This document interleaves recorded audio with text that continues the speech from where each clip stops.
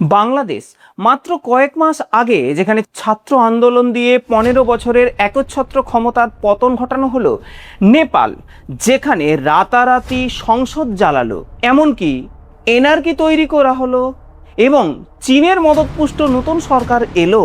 কিন্তু প্রশ্ন হচ্ছে, এই এত কিছুর পর এরপর কে? ভারতবর্ষ। ডোমিনো এফেক্ট বা তাসের ঘরের মতো একের পর এক প্রতিবেশী দেশ ভেঙে পড়ার পর এবার কি পরবর্তী টার্গেট? যেটা বললাম, ভারতবর্ষ। নমস্কার বন্ধুরা, আমি রাজকুমার আর আপনি দেখছেন আপনার প্রিয় চ্যানেল জিওটিক্যাল। আজ যে বিষয়টি নিয়ে আমরা কথা বলতে যাচ্ছি তা কোনো সাধারণ খবর নয়। এটি একটি আন্তর্জাতিক ষড়যন্ত্রের ব্লুপ্রিন্ট। ভারতবর্ষের রাজপথে কি কোনো অদৃশ্য সুতার পুতুল নাচানো হচ্ছে? আমাদের যুব সমাজ কি না জেনে কোনো আন্তর্জাতিক চক্রান্তের দাবার গুটি হয়ে উঠছে? ভারতের মাটিতে দাঁড়িয়ে করা স্লোগান দিচ্ছে, সংসদ ভবন জ্বালিয়ে পুড়িয়ে দেব। আর এর পেছনে মার্কিন ডলারের চলা এনার্জি, সুইডেনের ফান্ডিং আর পাকিস্তানের আইএসআই এর গোপন আঁতাত কতটা গভীর, আগামী কয়েক মিনিটের মধ্যে আপনার কাছে সম্পূর্ণ ক্লিয়ার হয়ে যাবে, যা আপনাদের পায়ের তলার মাটিকে কাঁপিয়ে দেবে, কথা দিচ্ছি। পুরো গেম প্ল্যানটা বুঝতে হলে আপনাকে এক সেকেন্ডও এই ভিডিও থেকে চোখ সরানো চলবে না। চলুন ডিকোড করা যাক ভারতের এই নতুন ভূ রাজনৈতিক ফাঁদ। আলোচনা গভীরে নিয়ে যাওয়ার আগে আপনাদের কাছে দুটো টার্ম বুঝতে হবে। সেটা হলো ফল্ট লাইন বা ফাটল রেখা। যেখানে দেশের দুই ধরনের ফল্ট লাইন এখানে রয়েছে, এক পলিটিক্যাল বা রাজনৈতিক ফল্ট লাইন, বা দ্বিতীয়ত হলো জিওপলিটিক্যাল বা ভূ রাজনৈতিক ফল্ট লাইন। সহজ ভাষায় রাজনৈতিক ফল্ট লাইন হলো দেশের আভ্যন্তরীণ কোনো শূন্যতা বা শাসক দলের কোনো ভুল। বিরোধী দল বা অন্যান্য দলগুলির স্ট্র্যাটেজি এই ফল্ট লাইনকে কেন্দ্র করেই আবর্তিত হয়। তারা প্রথমে সমস্যাটিকে চিহ্নিত করে বা আইডেন্টিফাই করে, তারপর মানুষের মনের দোরগোড়ায় পৌঁছে দেয়, মানুষের ভাবাবেগের সাথে সেটিকে যুক্ত করে সেটাকে রেজোনেট করে। এরপর আন্দোলন যখন তীব্র রূপ ধারণ করে এবং বহুগুণ বাড়িয়ে দেওয়া হয়, তখন সেই বিষয়টাকে বলা হয় এমপ্লিফাই, এবং শেষমেশ সেটিকে রাজনৈতিক স্বার্থ ব্যবহার করে এক্সপ্লয়েট করা হয় বা ক্ষমতার পরিবর্তন ঘটানো হয়। আমাদের পশ্চিমবঙ্গের সিপিআইএম সরকারকে সরিয়ে যখন তৃণমূল ক্ষমতায় এলো, তৃণমূলের ভুলের সুযোগ নিয়ে যখন বিজেপির উত্থান ঘটেছে, তারাও কিন্তু ঠিক এইভাবে আইডেন্টিফাই, রেজোনেট, অ্যাম্প্লিফাই এবং এক্সপ্লয়েট, এই তথ্যের উপর ভিত্তি করেই বিষয়টি তৈরি করা হয়েছে। এতে কোনো অন্যায় নেই, কোনো ভুল নেই। এটা রাজনৈতিক নির্বাচনী গেম, এটা চলতে থাকে। দেখুন, রাজনীতি চলে কোথায়? ভারতবর্ষের মধ্যে বা কোনো দেশের মধ্যে। খেলাটা যখন সীমানা পেরিয়ে আন্তর্জাতিক স্তরে চলে যায়, তখন জন্ম নেয় জিওপলিটিক্যাল ফল্ট লাইন। এখানে লড়াইটা কিন্তু দেশের কোনো দলের মধ্যে নয়, এখানে হয় দুটো আলাদা রাষ্ট্রের মধ্যে। আমাদের শত্রুগুলো সব সময় ওত পেতে বসে থাকে। কিরকম? ভারতবর্ষের আভ্যন্তরীণ কোনো ছোট ভুল, ছোট গ্যাপ, কোনো ফাটল, সেই বিষয়টাকে আইডেন্টিফাই করাই হলো তাদের প্রধান লক্ষ্য। যখনই তারা এই ফল্ট লাইন পায়, তারা তাদের নিজেদের অর্থ আর মিডিয়া এবং অবশ্যই গুপ্তচর সংস্থাকে কাজে লাগিয়ে সেই বিষয়টাকে রেজোনেট, তারপর অ্যাম্প্লিফাই করে। ভারতবর্ষে এক ভয়াবহ পরিস্থিতি সৃষ্টি করতে চায়। এটা শুধু ভারতবর্ষের ক্ষেত্রে নয়, সমস্ত দেশের ক্ষেত্রেই এটা। যেহেতু আমি ভারতবাসী, আমি ভারতবর্ষের কথা বলছি। উদ্দেশ্য ভারতের উন্নয়নের গতি স্তব্ধ করে দেওয়া, যাতে ওই সমস্ত দেশগুলো তাদের ডেভেলপমেন্ট করতে পারে। ভারতকে নিজেদের চেয়ে যদি দুর্বল রাখা যায়, তাহলে জিওপলিটিক্সে একটা অত্যন্ত স্বাভাবিক এবং একটি শক্তিশালী দেশের প্রতিপক্ষকে ঘায়েল করতে এই খেলা খেলে চলে সারা জীবন। আজ এই রকম একটা জিওপলিটিক্যাল ফল্ট লাইনের ওপরেই ভারতের ওপর আঘাত হানা হচ্ছে। দেখুন, কোনো ফল্ট লাইন খুঁজে বের করে আঘাত হানাটা, এটা কিন্তু নর্মাল ব্যাপার। এটা প্রত্যেকটা দেশের উপর, প্রত্যেকটা রাজনৈতিক দলের উপর করে চলেছে। এটা কিন্তু ভুলের কিছু নয়। বিষয়টা রাখতে হবে যে আমাদের ফল্ট লাইন যদি তৈরি হয় সেগুলোকে বন্ধ করতে হবে। অবশ্যই ভারতবর্ষের কিন্তু এই বিষয়টা দেখা দরকার। চলুন আমরা আবার আলোচনায় ফিরে যাই। দেখুন, এই জিওপলিটিক্যাল গেমের একদম কেন্দ্রে রয়েছে একটি নতুন অদ্ভুত নাম, যার নাম হচ্ছে সিজেপি। নামটা প্রত্যেকেই জেনে গেছেন। নামটা আরেকবার বলে দিচ্ছি, সেটা হলো ককরোচ জনতা পার্টি, মানে আরশোলা জনতা পার্টি। এদের কিভাবে জন্ম হলো এটাও আপনারা মোটামুটি জেনে গেছেন, তবু আমি বলে দিই যে ভারতের এক বিচার বিভাগীয় ফল্ট লাইন থেকে দেশের অত্যন্ত সম্মানীয় এক প্রধান বিচারপতি মন্তব্য করেছিলেন যে ভারতবর্ষের অনেক যুবক যুবতীরা প্যারাসাইট বা আরশোলার মতো জীবনযাপন করে। কোনো তারা কাজ করে না, শুধুমাত্র সোশ্যাল মিডিয়ায় ভুলভাল ভিডিও শেয়ার করে এবং ভিডিও পোস্ট করে, এটাই তাদের কাজ। দেখুন, একজন শিক্ষকের দৃষ্টিভঙ্গি থেকে আমি এটা বলবো যে একজন অভিভাবক বা শিক্ষকের মতো ভালো উদ্দেশ্য নিয়েই কিন্তু ওই বিচারপতি মহোদয় যুব সমাজকে শুধরে দেওয়ার জন্য হয়তো বোকা দিয়েছিলেন, কিন্তু এই ক্ষোভকে বা এই অপমানকে তড়িৎ গতিতে আইডেন্টিফাই করে সেটাকে রেজোনেট করলেন আমাদেরই দেশের একজন যুবা, তার নাম হচ্ছে অভিজিৎ দীপকে। এখন এই অভিজিৎ দীপকে নিয়ে যদি আপনি একটু রিসার্চ করেন তাহলে দেখতে পাবেন কোথাও না কোথাও ডিপ স্টেটের গন্ধ পাবেন। কেন অভিজিৎ দীপকে কোনো না কোনোভাবে কেন আমেরিকায় রয়েছেন? সেখানে কি আমেরিকার কোনো ফান্ডিংয়ের ব্যাপার রয়েছেন? তবে অবশ্য তিনি এখন বর্তমানে আমাদের দেশেই রয়েছেন। যাই হোক, আমি আবার বলি, তিনি সোশ্যাল মিডিয়ার প্ল্যাটফর্মে ইনস্টাগ্রামে একটা ককরোচ জনতা পার্টি বা সিজেপি নামে একটি সংগঠন দল তৈরি করে ফেললেন। তিনি যুব সমাজকে আহ্বান জানালেন এবং ন্যারেটিভ করলেন যে বিচারপতি আমাদের আরশোলা বলে অপমান করেছেন। হ্যাঁ, আমরা গর্বিত, আমরা আরশোলা। এই আরশোলাই একদিন দেশ বদলাবে। যুবকদের এই হরমোনাল উত্তেজনা বা অ্যাড্রিনালিন ক্ষরণের বয়স কিন্তু এটাও ভুলের কিছু নয়। দেখুন, যে কোনো আবেগময় বা রোমাঞ্চকর ডাকে তারা ঝাঁপিয়ে পড়বে, এটা স্বাভাবিক। সেটাই হলো। ফলে কি হলো, দেখতে দেখতে সিজেপির তলোয়ার এর সংখ্যা দাঁড়ালো 2 থেকে 2.2 কোটিতে। এই সমস্ত ইউজ বেস তৈরি করার পর সিজেপি 5টি প্রধান দাবি পেশ করলেন। সেই দাবিগুলো আপনাদের সামনে একটু ব্যাখ্যা করি। দাবিগুলো কি? 1 নম্বর হচ্ছে, কোনো চিফ জাস্টিসকে অবসরের পর কোনো সরকারি পুরস্কার বা রাজ্যসভার সদস্য পদ দেওয়া হবে না, যাতে বিচারপতিদের রায় প্রভাবিত করতে না হয়। দাবিটি বেশ সুসংগত, কিন্তু সমস্যা হলো বাকি 4টি দাবি নিয়ে সমস্যা। যেরকম সাধারণ মানুষ চরম সংশয় ফেলে দিয়েছে। কি দাবি? দেখুন, 2 নম্বর দাবিতে কি রয়েছে?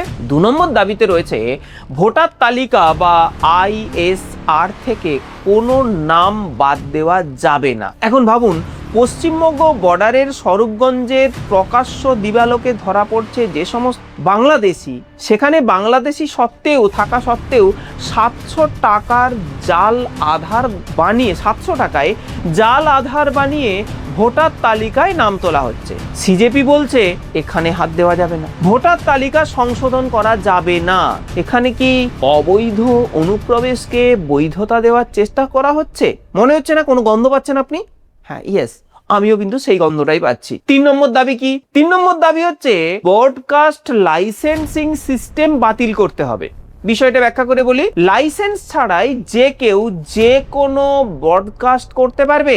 এটা কি নিজেদের বিশেষ এজেন্ডা প্রচার করার জন্য একটা ফাঁক বা রাস্তা তৈরি করা হচ্ছে? মনে হচ্ছে না? 4র্থ দাবি, অ্যান্টি ডিটেকশন ল বা দল ত্যাগ বিরোধী আইন কড়া করতে হবে। দল পরিবর্তন করলে 20 বছর রাজনীতি নিষিদ্ধ। এখানেও কিন্তু হালকা করে আপনি গন্ধ পাচ্ছেন। যদি চান যে এই দাবিগুলোকে আমি পরবর্তী ভিডিওতে ব্যাখ্যা করি, আপনি কমেন্ট করবেন, আমি ব্যাখ্যা করে দেব। 5ম দাবি কি? সংসদে নারীদের 50% সংরক্ষণ করতে হবে। দারুণ কথা, নারীদের অধিকার দিতে হবে, তবে আসন সংখ্যা না বাড়িয়ে। এইখানে কিন্তু একটা গন্ধ রয়েছে। এখানেই শেষ না, এখানেই শেষ নয়। যখনই আমরা এই পেজের তৃতীয় লেয়ারটা বিশ্লেষণ করি তখন কিছু অদ্ভুত অসঙ্গতি চোখে পড়ে। কি এই অভিজিৎ দীপকে কে? আমি কিছুক্ষণ আগেই বলছিলাম আপনাকে, তিনি একজন মার্কিন যুক্তরাষ্ট্রে থাকা ব্যক্তি, ভারতে থাকেন না, কিন্তু আমেরিকার মাটিতে বসে ভারতের যুব সমাজের জন্য তার প্রাণ কাঁদছে। এটা কি কোনো ফরেন ফান্ডিং এর গন্ধ? মনে হচ্ছে। আপনি একটু, যদি মনে হয় আপনি কমেন্ট করে জানান, কিন্তু এখানে তো আমি একদম ডাইরেক্ট বলে দিতে পারি না। আরও শুনুন, এই অভিজিৎ দীপকে ছিলেন আম আদমি পার্টির পলিটিক্যাল কমিউনিকেশন স্ট্র্যাটেজিস্ট। কোনো ভুলের নয়, যে কোনো পলিটিক্যাল পার্টিতে থাকার অধিকার যেহেতু ভারতবর্ষের একজন ভারতপ্রেমী তার থাকে, বা ভারতবর্ষের মানুষের থাকে, অর্থাৎ মানুষের আবেগ নিয়ে তিনি ছিনিমিনি খেলা করতে জানেন, ভোট ব্যাংক বানাতে জানেন। সেই স্ট্র্যাটেজিতে কি তিনি ডিরেক্টরে বসে কিছু একটা গেম প্ল্যান সাজাচ্ছেন? জানি না, আপনি জানেন, কমেন্ট করে জানাবেন। তাহলে কি এটা সাধারণ ছাত্রদের ক্ষোভের বহিঃপ্রকাশ, নাকি কোনো রাজনৈতিক দলের টিম বি যারা নতুন মুখোশ পরে রাজপথে নামছে? এরপর আবার তৃণমূল কংগ্রেস সাংসদ মহুয়া মৈত্র আবার প্রকাশ্যে জানিয়েছেন যে তিনিও সিজেপিতে জয়েন করছেন বা স্বাগত জানাচ্ছেন। দুর্নীতি আর রাজনীতি স্ট্র্যাটেজির এই মেলবন্ধন কি আপনার মনে কোনো খটকা তৈরি করছে না? একটু ভেবে দেখুন, আমি যুব সমাজকে একটু বলছি, একটু ভেবে দেখুন। এই রহস্যের মাঝেই ভারতের ছাত্র সমাজের মাথায় আকাশ ভেঙে পড়ল। কিরকম? সর্বভারতীয় মেডিকেল প্রবেশিকা পরীক্ষা বা নিট এর প্রশ্নপত্র ফাঁস হয়ে গেল। দেখুন, এই প্রশ্নপত্র ফাঁস হয়ে যাওয়া বা প্রশ্নপত্রকে লিক করে দেওয়া, এর পক্ষে আমি নই। আবার বলছি, এর পক্ষে আমি নই, এটা ভুল। 22 লাখ ছাত্রছাত্রীর ভবিষ্যৎ নিয়ে খেলা করা হলো, এর পক্ষেও আমি নই। দিনরাত খাওয়া দাওয়া ভুলে 1-1.5 বছর ধরে হাড় ভাঙা খাটুনি খাটা বাচ্চা মেয়েগুলো বা বাচ্চা ছেলেগুলো যখন জানালো কোটি কোটি টাকার বিনিময়ে প্রশ্ন বিক্রি হয়ে যাচ্ছে, তাদের মানসিক অবস্থা কি হতে পারে একটু ভেবে দেখুন। অনেকে হয়তো ডিপ্রেশনে চলে গেছেন, এরকমও খবর পাওয়া গেছে যে অনেকে মানে আত্মহত্যা পর্যন্ত বেছে নিয়েছেন। আমি একজন শিক্ষক হিসাবে পরিষ্কার ভাষায় বলছি, এটি আমাদের কেন্দ্রীয় সরকারের চরম গাফিলতি বা দুর্বলতা, একটি টোটাল গভর্নমেন্টের ফেলিওর। প্রশ্নপত্র নিরাপদে সেন্টারে পৌঁছানোর দায়িত্ব ডেফিনেটলি সরকারের, আর ঠিক সেই বড় আভ্যন্তরীণ ফল্ট লাইনকে হাইজ্যাক করে নিল সিজেপি। তারা দাবি তুলল শিক্ষামন্ত্রী ধর্মেন্দ্র প্রধানের ইস্তফা চাই। শিক্ষক হিসাবে এই দাবিতে আমার সমর্থন রয়েছে এবং ছিল, আমি আগেও ভিডিও করেছি। কিন্তু এরপর যখন আন্দোলনটা ধীরে ধীরে বড় হলো এবং বড় মাত্রা পেল, সেইখানে ঘটলো সমস্যা। সমস্যাটা কি? লাদাখের বিখ্যাত ইঞ্জিনিয়ার এবং সমাজকর্মী সোনাং ওয়াংচুক স্যার, তিনি এই আন্দোলনে সামিল হয়ে অনশন শুরু করলেন এবং বিশাল গণ আন্দোলন করলেন তিনি। ধীরে ধীরে বামপন্থী দলগুলো, ছাত্র সংগঠন, এসএফআই এবং আইএএস এর নেতা নেত্রীরা সবাই কিন্তু ধর্ণা মঞ্চে আসতে শুরু করলো। দেশের ছাত্র আন্দোলন ক্রমশ এক চরম বিরোধী আকার ধারণ করলো। এরপর ভালো করে দেখুন যে ঘটনা যখন চরম আকার ধারণ করে, তখন সিজেপি সংসদ ভবনে ঘেরাও করার জন্য কথা ওঠে, সংসদ চলো অভিযানে ডাক দেওয়া হয়। দেখে নিয়েছেন নিশ্চয়ই যে দিল্লির বুকে আমরা কি দেখলাম, অত্যন্ত দুর্ভাগ্যজনক। কি? লাঠিচার্জ, কাঁদানি গ্যাস, মাথা ফাটানো এবং ধরপাকড়, দেশ উত্তাল। অবশ্যই এরও আমি পক্ষে নয়, কিন্তু এখনো দেশের দুটো দিক আছে। পুলিশি বক্তব্য কি ছিল? পুলিশ কি বলছে? পুলিশ বলছে যন্তর মন্তরে শান্তিপূর্ণ প্রতিবাদের অনুমতি দেয়া হয়েছিল এদের, কিন্তু 10,000 উগ্র জনতাকে দেশের সংসদ ভবনের দিকে এগোতে দেওয়া যায় না। কেন না, সংসদ ভবনের দিকে এগোতে গিয়ে যদি কোনো নাশকতা ঘটে, তার দায়ভার কে নেবে? সংসদ ভবনের নিজস্ব সিকিউরিটি প্রোটোকল আছে। এত বড় ভিড়ের মধ্যে যদি 10 জন উগ্রপন্থী ছদ্মবেশে ঢুকে পড়ে এবং বড় ধরনের নাশকতা ঘটায়, তার দায় কে নেবে? পৃথিবী কোনো সভ্য দেশ এই পার্লামেন্ট ঘেরাও করার অনুমতি কি দিয়েছে? আরো মারাত্মক তথ্য সামনে আসছে বা সামনে এনেছে পুলিশ। তারা সিসিটিভি এবং ভিডিও ফুটেজ দেখিয়েছে যে আন্দোলনের নামে আগে থেকেই পাথর বোঝাই করা লরি দাঁড় করিয়ে রাখা হয়েছিল। কেন? উন্মত্ত জনতা পুলিশের ওপর পাথর বৃষ্টি করছে। এখন ব্যাপারটা হচ্ছে, আপনি যদি খুব ভালো করে দেখেন, এই যে পাথর বৃষ্টি, এটার সঙ্গে কোনো না কোনোভাবে আপনি বাংলাদেশের আন্দোলন, পিওকের আন্দোলন, নেপালের আন্দোলন একটু ভেবে দেখুন, মিলে যাবে। পুলিশের গাড়ি ভাঙচুর করছে, উল্টে দিচ্ছে, শান্তিপূর্ণ আন্দোলন তো এরা কোথায়? এখন ব্যাপারটা হচ্ছে, বিরোধীরা বলতেই পারেন যে এটা গভর্নমেন্টের চক্রান্ত, যেটা আমি মাঝে মধ্যে দেখি যে বিভিন্ন সমাজ মাধ্যমের মাধ্যমে ছড়িয়ে পড়ছে যে গভর্নমেন্ট ভেতরে ওদের মধ্যে লোক ঢুকিয়ে দিয়েছে বা গভর্নমেন্টই চক্রান্ত করে করছে। গভর্নমেন্ট যদি চক্রান্ত করতো তাহলে তো আন্দোলন করতে দিত না। একটু ভেবে দেখবেন বিষয়টা কি চলছে। সবগুলো যেন একই টাইপ বা একই ক্যাটাগরির আন্দোলন হচ্ছে না। একজন 4 মাসের গর্ভবতী মহিলা পুলিশকর্মী পাথরের আঘাতে গুরুতর আহত হয়ে হসপিটালে ভর্তি। যারা ছাত্র আন্দোলনের ছাত্ররা আক্রমণ হয়েছে বলে যারা আন্দোলনের দাবি তুলছেন, এটা আপনার যদি ছেলে মেয়ে হতো, আমি বলছি ওই যে পুলিশ কর্মীটা যার পেটে 4 মাসের বাচ্চা, তিনি আক্রমণ হয়েছেন, এটা যদি আপনার মা বা বোন হতো, আপনি করতে পারতেন? আপনারা আমাকে বলুন, আন্দোলনকে যে অহিংসার কথা বলা হয়েছিল, সেখানে পাথর, হিংসা, এই 4 মাসের গর্ভবতী একজন পুলিশ কর্মী আপনাদেরকে সুরক্ষা দেওয়ার জন্য আক্রমণ এর শিকার হলেন। কোথায় আপনাদের অহিংসা? সুপরিকল্পিত হিংসার কি নাশকতা বা পরিকল্পনা ছিল না?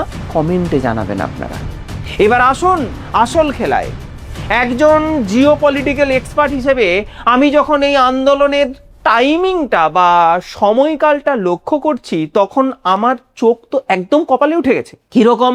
ভারতের সংসদে ঠিক যখন পালা বদলের রাজনীতি হওয়ার পরিকল্পনা, পালা বদলের কোনো বিল আনার পরিকল্পনা চলছে, বদল আনার অধিবেশন চলছে, মনসুন সেশন শুরু হচ্ছে, ঠিক তখনই কেন এই আন্দোলনের তীব্রতা বাড়ানো হলো? কেন তখনই অভিযান করা হলো পুরোপুরি আন্দোলনকে বা মনসুন অভিযানকে ভেস্তে দেওয়া? কেন? কারণ এই অধিবেশনে সরকার 2টি অত্যন্ত গুরুত্বপূর্ণ বিল সামনে আনতে চেয়েছিল, যা ভারতের ভবিষ্যৎ সম্পূর্ণ বদলে দিতে পারত। প্রথম বিলে কি ছিল? One nation one election.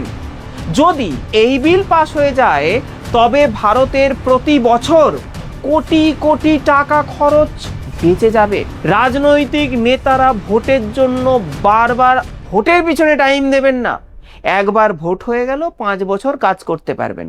একটু ভেবে দেখুন, এই সিস্টেমটাকে বানচাল করবার জন্য কি সম্পূর্ণ ফোকাস দেওয়া হয়েছিল এই আন্দোলনের ওপর? আপনারা বলবেন। বিদেশি শক্তিগুলো কি কখনো চাইবে আমাদের দেশ ভারতবর্ষ একটি শক্তিশালী এবং দ্রুতগামী হয়ে উঠুক? কখনোই না। তাই অধিবেশনকে ভেস্তে দেওয়ার জন্যই এটা জরুরি ছিল। দ্বিতীয়ত হচ্ছে সব থেকে ভয়ানক বিল, FCRA 2.0 বা ফরেন কন্ট্রিবিউশন রেগুলেশন অ্যাক্ট 2.0। আমরা বা আপনারা অনেকেই জানেন বা জানেন না যে ইউরোপ বা আমেরিকা থেকে হাজার হাজার কোটি টাকা সমাজ সেবার নামে ভারতবর্ষের বিভিন্ন এনজিওতে আসে। কিন্তু এই টাকা আসলে কি হয় বা এই টাকা দিয়ে কি খেলা হয় আপনি জানেন? একটু সার্চ করে দেখুন। আমি যুব সমাজকে বলছি, একটু সার্চ করে দেখুন, আবেগে পড়বেন না। একে বলে জেসাস করিডর। জেসাস করিডর, হ্যাঁ ঠিক বলেছেন, পুরো রেজিম চেঞ্জ করে দেওয়া হচ্ছে।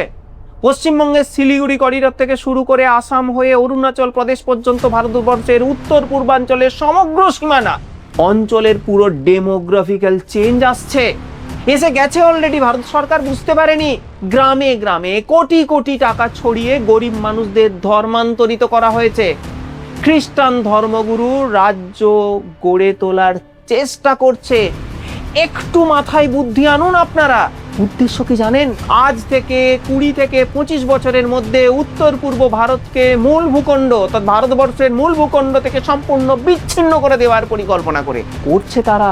একটি পৃথক খ্রিস্টান রাষ্ট্র তৈরি করার পরিকল্পনা করছে, যা আমেরিকার হাতের পুতুলে পরিণত হবে। আর সেখান থেকে আমেরিকা, ভারত, চীন 2 এশিয়ান সুপার পাওয়ারের উপর নজরদারি চালাতে পারবে। ভারতের উত্তর পূর্বাঞ্চলের ডেমোগ্রাফি ইতিমধ্যে অনেক বদলে গেছে। একটু খোঁজ নিয়ে দেখুন, আপনি সম্পূর্ণ গেম প্ল্যান বুঝে যাবেন। ভারত সরকার এই মনসুন সেশনের FCRA 2.0 এনে বিদেশি ফান্ডিংয়ের ওপর পয়সার হিসাব নিতে চাইছেন। এটাই হয়ে গেছে ভারতবর্ষের সব থেকে ভুল। আর তাই এই আন্দোলন, তাই এই চিৎকার। এই বিল পাশ হলে এনজিওগুলোর আড়ালে যে দেশবিরোধী ধর্মান্তকরণ পরিকল্পনা তা চিরতরে বন্ধ হয়ে যাবে। তাই বিদেশি প্রভুরা এখন ছটফট করছেন। তারা চাইছেন যেভাবে হোক এই বিল বন্ধ করতে হবে এই অধিবেশন। সেই জন্য একটা হট্টগোল তৈরি করা দরকার, বিলগুলোকে রুখে দেওয়া দরকার। আপাতত রুখে দেওয়া হোক, তারপরে তো আমরা সাজিয়ে নেব। আর সেই জন্যই হয়তো এই আন্দোলন একটু ভেবে দেখবেন। আর যদি সত্যি হয়ে থাকে তাহলে কমেন্ট করে জানাবেন। এই নোংরা খেলার সুতো কিন্তু আরও দূরে বিস্তৃত। আমেরিকার বর্তমান রাজনৈতিক প্রেক্ষাপট এবং ডোনাল্ড ট্রাম্পের ইগো এখন বড় ভূমিকা পালন করছে। ট্রাম্প 7 বার দাবি করেছিলেন যে তিনি ভারত আর পাকিস্তানের স্বল্পকালীন এই যে যুদ্ধ অপারেশন সিন্দুর সেটা থামিয়ে দিয়েছেন। কিন্তু ভারতের প্রধানমন্ত্রী নরেন্দ্র মোদী পার্লামেন্টে দাঁড়িয়ে অফিসিয়ালি বলে দিয়েছেন যে না, ট্রাম্পের কথাতে আমরা কোনো যুদ্ধ থামাইনি। এটা কিন্তু আমেরিকার খুব বড় ইগোতে হার্ট করেছে। আপনি কি ভাবছেন আমেরিকার ডিপ স্টেট এই বিষয়টাকে সহজে মেনে নেবে? মোটেই নয়। আর সেটাই কিন্তু হয়তো এই আন্দোলনের নেপথ্যে রয়েছে। ইউক্রেন যুদ্ধের পর আমেরিকা যখন সমগ্র বিশ্বকে রাশিয়া থেকে তেল কিনতে নিষেধাজ্ঞা জারি করেছিল, তখন একমাত্র বিশ্বের 2টি দেশ বুক চিতিয়ে আমেরিকার চোখ রাঙানি উপেক্ষা করে রাশিয়ার কাছ থেকে তেল আমদানি করেছিল। সেই দুটো দেশ কে জানেন? সেই দুটো দেশ হলো চীন এবং ভারত। আমেরিকা ভারতকে থামতে সর্বাত্মক চেষ্টা করেছে, কিন্তু ভারত তার নিজের স্বার্থে 1 মাসের জন্য তেল বন্ধ করেনি। এর জন্য ভূ রাজনৈতিক প্রেক্ষাপটে ডোনাল্ড ট্রাম্প অনেক অসম্মানিত হয়েছেন। সেই অসম্মানের দাম ডোনাল্ড ট্রাম্প কি নেবেন না? অবশ্যই নেবে। আর সেই জন্যই হয়তো এই চক্রান্ত। ভেবে দেখবেন এই সমস্ত কথা, আবেগে পড়ে কোনো সিদ্ধান্ত নেবেন না। অবশ্যই ভারতবর্ষের এই যে আন্দোলন, এই আন্দোলনকে আমি সমর্থন করি। অবশ্যই শিক্ষা ব্যবস্থায় দুর্নীতি বন্ধ করতে হবে, এরও পক্ষে আমি। কিন্তু যেটা ঘটছে সেটা একটু আমি যুব সমাজকে রিকোয়েস্ট করব আপনারা একটু ভেবে দেখবেন। জয় হিন্দ, বন্দে মাতরম। ভালো থাকবেন, ভালো রাখবেন। আজ এই পর্যন্তই। পরের দিন দেখা হচ্ছে অন্য কোনো একটি টপিকসে। ধন্যবাদ।